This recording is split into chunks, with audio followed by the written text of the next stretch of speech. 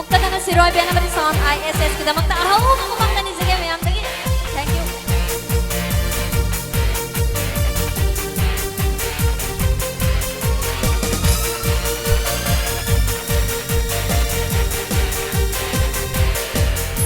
May mali kay kandi kaluli mabu hingga daw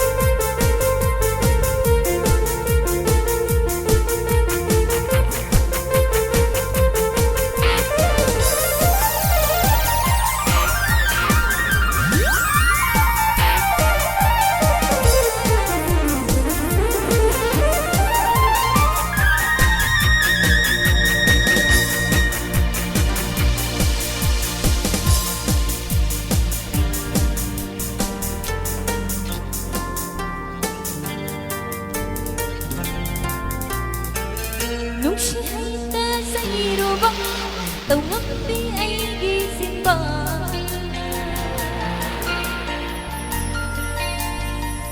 Nung siya'y nasa irubang tawag di ay gising ba? Yari hay na kung lubang wahai to takadamara. Wakang mga lepti ba matutong